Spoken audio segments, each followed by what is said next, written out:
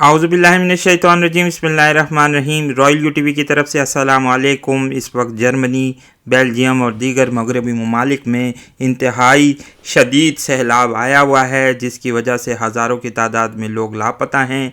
बहुत सारे लोग अपनी जानों से हाथ धो बैठे हैं, सैकड़ों घर तबाह हो चुके हैं।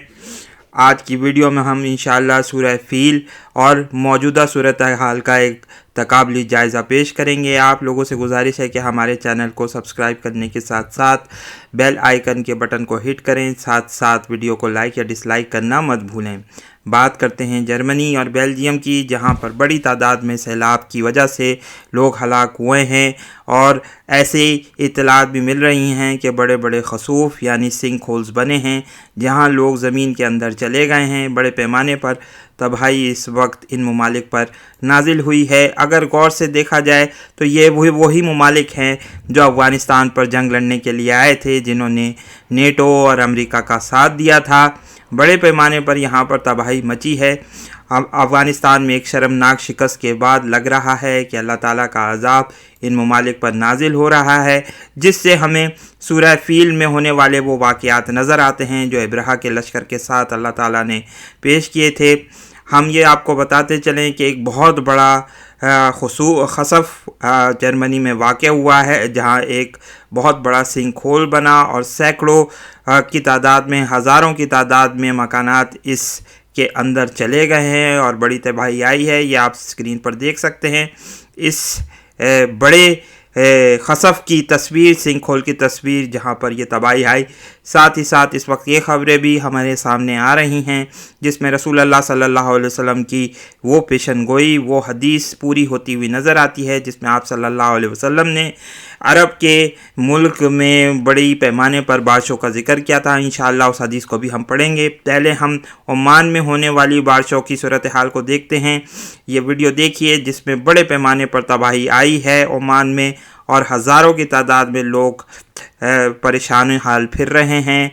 बड़े पैमाने पर हलाकतें हो रही हैं और ओमान में भी बारिशें बहुत तेज़ी से हो रही हैं, जिससे हमें रसूलुल्लाह सल्लल्लाहु अलैहि वसल्लम की वो पेशन गोई पूरी हुई होती हुई नज़र आती है, जैसा कि हमने हदीस में पढ़ा भी था और ये बताया भी है आपको कि अरब की सरजमीन नहरों वाली और सरसब्ज़ व शादाब हो जाएगी। इतने बड़े पैमाने पर बारिशें होंगे और ये तमाम के तमाम वाक़यात इस वक्त निशानदही कर रहे हैं। जैसा कि सूरह फ़ील के मौके पर जब ये असहाब फ़ील का वाक़या पेश आया था तो उस वक्त रसूलुल्लाह सल्लल्लाहु अलैहि वसल्लम की पैदाइश हुई थी और हम इन तमाम वाक़यात से ये नतीजा अख़ज़ कर सकते हैं कि एक बड़ी शख्सियत का ज़हूर होने वाला है। इंशाअल्लाह हज़रत इमाम मेहदी अलैहिस्सलाम का ज़हूर अब बहुत करीब है। पूरी दुनिया में होने वाले हालात इसी तरफ इशारा करते हैं। आइए सूरह फ़ील को पढ़ते हैं और देखते हैं कि इसमें क्या लिखा हुआ है। फिर इंशाअल्लाह थोड़ा सा एक तकाबली जायज़ा और हिस्ट्री के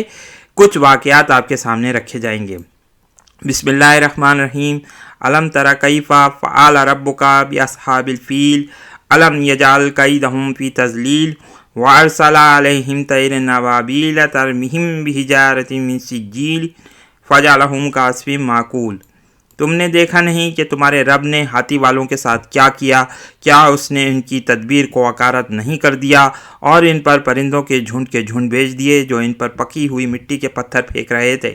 फिर ये इनका हाल कर दिया जैसे जानवरों का खाया हुआ भूसा। यानी आखिर में माकूल का लफ्ज़ इस्तेमाल हुआ है। माकूल अरबी ज़बान में उस भूस को कहते हैं जिसको जानवरों ने आधा खाया और आधा फेंक दिया हो। और अक्सर औक़ात हमारी ज़िंदगी में ऐसी बहुत सारी मिसालें मिलते हैं। ख़ास तौर पर हमारे मुशाहिदे में भी ऐसी बातें आती हैं जिसमें ये भूसा हमें नज़र आता है। आजकल चूँकि ईद उल अज़हा है, इसलिए बहुत सारे लोग अपने इर्द गिर्द ये जानवरों के खाए हुए भूसे को भी देख सकते हैं।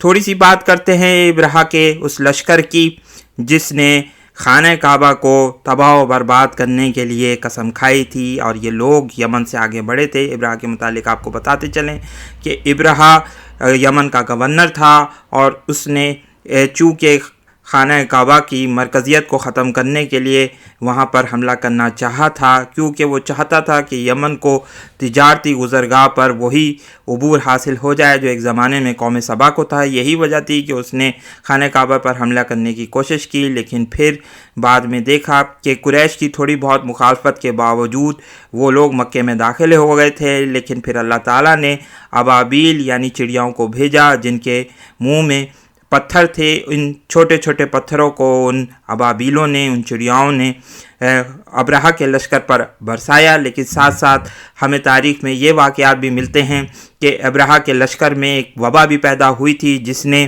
ان تمام لشکریوں کو تباہ و برباد کر دیا تھا۔ اگر موجودہ اعتبار کے سے دیکھا جائے تو یہ شاید وبا ہمیں کرونا وائرس کی صورت میں نظر آتی ہے جو اس وقت مغربی ممالک پر نازل ہو رہی ہے، اور یہ اللہ تعالیٰ نے ایک دفعہ پھر کر کے بتا دیا کہ دیکھو کہ میری طاقت کتنی زیادہ مضبوط ہے، میں چاہوں تو تمہارے بڑے بڑے لشکروں کو، جیسا کہ میں نے ابرہہ کے لشکر کے ساتھ بھی کیا تھا، اسی طرح نیٹو اور دیگر 100 کے قریب ممالک جو کہ افغانستان پر حملہ آور ہوئے تھے افغانستان کی جنگ میں، انہوں نے امریکہ کا ساتھ دیا تھا۔ آج یہی تمام ممالک بڑی بڑی مشکلات میں شکار ہو چکے ہیں، خاص طور پر عمان جہاں سے بڑے پیمانے پر افغانستان پر حملے کے لیے جہاز پروازیں کرتے تھے، اور وہ منافق ممالک جنہوں نے امریکہ کا ساتھ دیا آج وہ ایک بڑی مشکلات میں گھر چکے ہیں، ان کی اکانومیاں گر رہی ہیں اور بڑے پیمانے پر ان کو تباہی کا سامنا کرنا پڑ رہا ہے۔ تو اللہ تعالیٰ نے سورہ فیل میں جس طریقے سے ابرہہ کے لشکر کو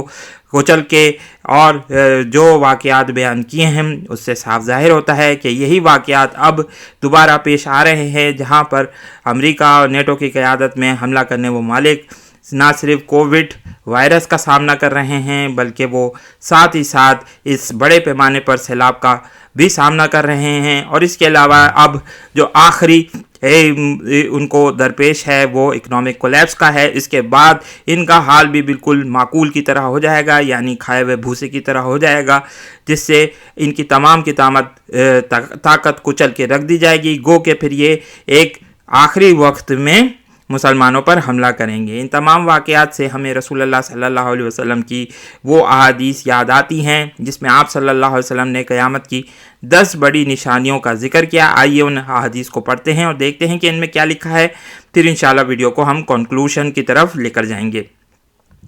حدیث نمبر 5228 مشکات شریف والیوم 3، لیکن یہ صحیح اور مستند ترین حدیث صحیح مسلم میں بھی آپ کو ملے گی۔ اس کو پڑھتے ہیں۔ حضرت حذیفہ بن اسید غفاری رضی اللہ تعالیٰ عنہ کہتے ہیں کہ ہم لوگ قیامت کا ذکر کر رہے تھے کہ رسول اللہ صلی اللہ علیہ وسلم نے ہماری طرف جھانکا اور فرمایا تم لوگ کس چیز کا ذکر کر رہے ہو؟ لوگوں نے کہا کہ ہم قیامت کا ذکر کر رہے ہیں۔ آپ صلی اللہ علیہ وسلم نے فرمایا قیامت اس وقت تک نہ آئے گی جب تک 10 نشانیوں کو نہ دیکھ لو گے۔ اس کے بعد آپ نے ان نشانیوں کا ذکر کیا اور فرمایا نمبر 1 دھواں جو مشرق و مغرب میں 40 دن تک پھیلا رہے گا۔ اس سے مراد غالباً کوئی ایک بڑی ایٹمی جنگ ہے، یا یہ پاسبلٹی بھی ہو سکتی ہے۔ انشاءاللہ ہم اس موضوع کی طرف آئیں گے جس میں سورہ طارق میں شاید یہ اشارہ کیا گیا ہے کہ ایک بڑا ایسٹیرائڈ یا میٹرائڈ زمین پر گرے گا، جیسا کہ ہم حالیہ دنوں میں یہ واقعات دیکھ رہے ہیں کہ دنیا پر بڑے بڑے ایسٹیرائڈز اور میٹرائڈز گرنے کی تعداد بڑھتی چلی جا رہی ہے۔ اب یوٹیوب میں مختلف نیوز میں یہ خبریں دیکھ سکتے ہیں۔ ابھی پچھلے دنوں تائیوان میں بھی ایک بڑا میٹرائڈ گرا ہے جس کی ویڈیو انتہائی پاپولر ہوئی تھی یوٹیوب پر۔ آگے مزید پڑھتے ہیں۔ نمبر 2 دجال، نمبر 3 دابت الارض کا خروج، جس کے متعلق ہم یہ بات کہہ چکے ہیں کہ یہ شاید کرونا وائرس ہے۔ آگے مزید پڑھتے ہیں۔ نمبر 4 آفتاب کا مغرب کی طرف سے نکلنا، نمبر 5 عیسیٰ بن مریم کا نازل ہونا، نمبر 6 یاجوج اور ماجوج۔ اب جس 7، 8 اور 9 کی جو بات کی گئی، یہ 3 بڑی نشانیاں جس کے متعلق ہم نے اس ویڈیو کے شروع میں ذکر کیا کہ یہ سنک ہولز ہو سکتے ہیں جو اس وقت نمودار ہو رہے ہیں۔ گو کہ جن سنک ہولز کی یہاں پر بات کی گئی، ان 3 خسوف کی، وہ انتہائی بڑے ہیں، جن میں سے ایک خسوف عرب کی سرزمین، ایک خسف جو ہے وہ عرب کی سرزمین میں آئے گا جس میں بڑے پیمانے پر عیسائی لشکر کی ہلاکت ہوگی، اور یہی وہ لشکر ہوگا جو شام سے بشار الاسد یعنی سفیانی کی طرف سے بھیجا جائے گا۔ انشاءاللہ یہ واقعات ہم اپنی زندگی میں ہوتے ہوئے دیکھیں گے، واللہ اعلم بالصواب۔ آئیے بات کرتے ہیں 3 مقامات پر زمین کا دھس جانا، یعنی ایک مشرق میں، دوسرے مغرب میں اور تیسرا جزیرہ عرب میں، یعنی ایک ان میں سے ایشیا میں پیش آئے گا، دوسرا یورپ میں پیش آئے گا اور تیسرا جو ہوگا وہ عربین پیننسولا میں ہوگا۔ نمبر 10، وہ آگ جو عدن کے اس کنارے سے نکلے گی اور لوگوں کو گھیر کر محشر کی طرف لے جائے گی۔ اور ایک اور روایت میں 10ویں نشانی ایک ہوا بیان کی گئی ہے جو لوگوں کو دریا میں پھینک دے گی۔ اس سے مراد یہی ہے کہ بڑے پیمانے پر کلائمیٹ چینج نمودار ہونا شروع ہو جائیں گے قیامت کے وقت، اور پھر یہ واقعات جو ہیں حضرت امام مہدی علیہ السلام کی آمد کی طرف بھی اشارہ کرتے ہیں۔ آخر میں ایک حدیث آپ کی نظر کرتے ہیں، عادیہ کرتے ہیں، جس سے مزید آپ کو جو اس وقت حالات درپیش ہیں ان کے متعلق کلیریفیکیشن ملے گی۔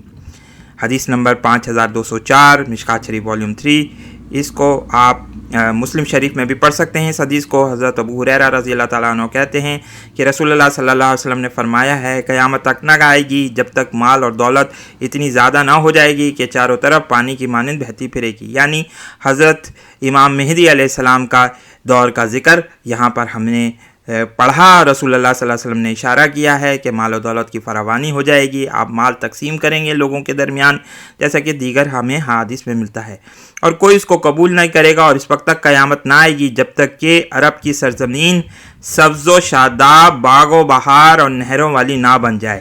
ان تمام واقعات سے جو اس حدیث میں بیان ہوئے ہیں یہ صاف ظاہر ہوتا ہے کہ حضرت امام مہدی علیہ السلام کی آمد سے پہلے بہت زیادہ بارشیں ہوں گی جو خاص طور پر عرب کی سرزمین میں ہوں گی، جیسا کہ ہم نے اس وقت عمان کے دیکھا۔ اس ویڈیو میں جو انتہائی شدید بارشیں آپ کو نظر آ رہی ہیں، بڑے پیمانے پر یہاں پر بارشیں ہو رہی ہیں، خاص طور پر عربین پیننسولا میں ہم یہ دیکھ رہے ہیں کچھ سالوں سے کہ بڑے پیمانے پر بارشیں ہو رہی ہیں۔ حجاز کا علاقہ بھی جو ہے وہ سیلابوں کی نظر میں آ رہا ہے، تو اس سے یہی لگتا ہے کہ حضرت امام مہدی علیہ السلام کی آمد انتہائی قریب آ چکی ہے، کیونکہ شدید بارشیں ہو رہی ہیں اور پھر عرب کی سرزمین بھی جو ہے وہ نہروں والی بن جائے گی۔ اللہ تعالیٰ سے دعا ہے کہ اللہ تعالیٰ ان تمام واقعات سے ہمیں سبق سیکھنے کی توفیق عطا فرمائیں، اور ساتھ ساتھ وہ حکمت سلیم، وہ تدبر، وہ وقار ہمیں عطا کرے جس کی وجہ سے ہم پھر امام مہدی علیہ السلام کے لشکر میں